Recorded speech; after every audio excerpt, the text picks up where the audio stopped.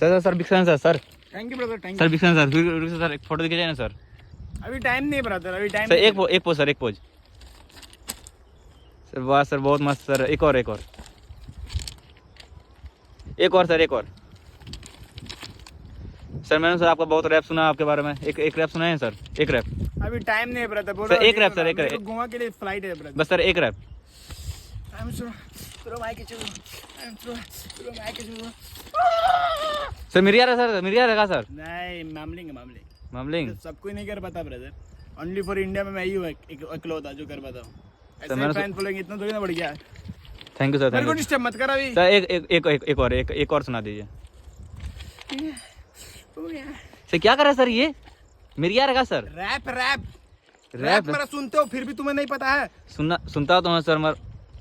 एक अभी मेरा फ्लाइट है, पटरी में फ्लाइट सर, है, अभी हमको लेट हो रहा सर है। रुके सर, रुके सर।